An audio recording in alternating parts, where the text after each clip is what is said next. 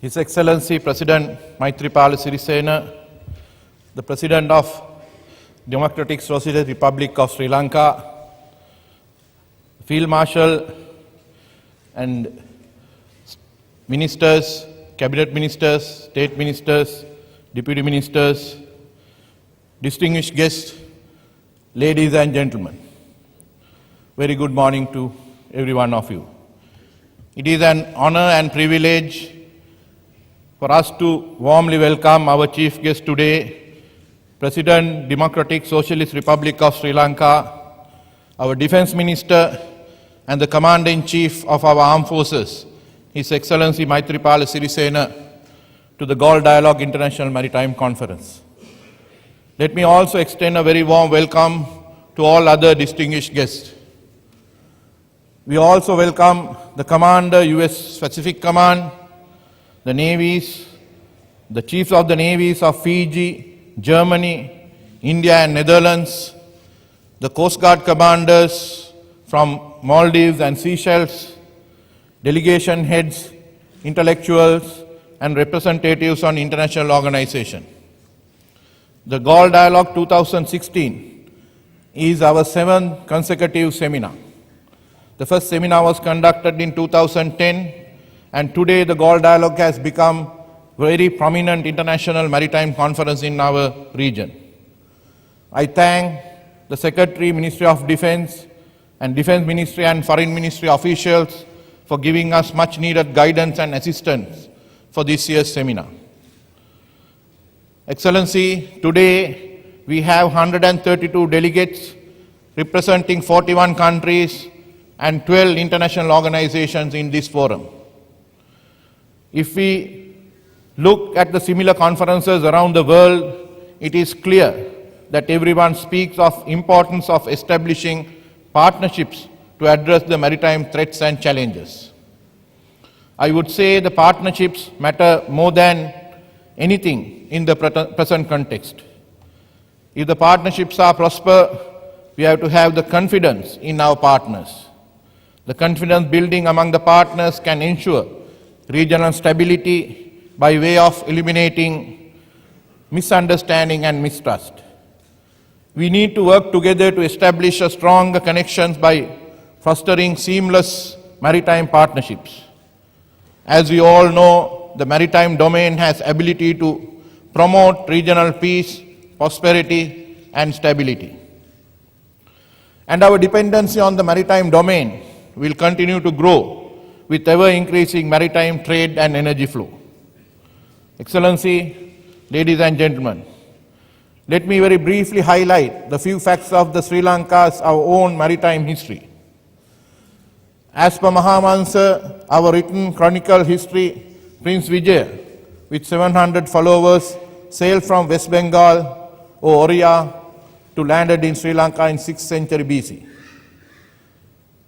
If you visit the famous Ajanta cave, the cave number 17 in India has what is there on the wall is a painting of Vijaya's amphibious landing in Sri Lanka.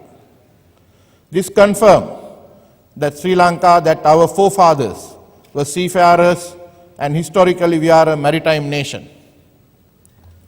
The inscriptions in the Godavaya stone tablet found in the ancient port of Godavaya, just few kilometers west of our new port, Hambantota, is probably one of the oldest evidence of the custom duties in the entire world. The famous watering point in Galle was maintained by the Sri Lankan kings with a strict order not to charge money from foreign ships obtaining drinking water from the wells at the foot of the Rumasala National Forest Reserve. The Chinese Admiral Cheng He visited Sri Lanka from 1411 to 1421. The details of his visits to Sri Lanka is written in the diaries of the Ming dynasty in China. There are 11 Dutch East Indies Company shipwrecks in Galle. This indicates the volume of the trade which passes from Galle port to Europe during time of nearly 156 years.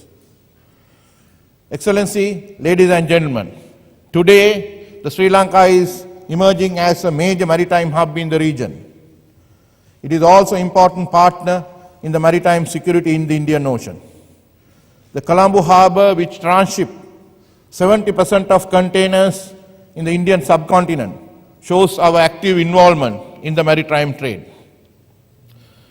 95 foreign warships from navies and coast guards around the world visited ports in Sri Lanka from 8 January 2015, the day the new government of His Excellency the President Maithripala Sirisena came into power, to date.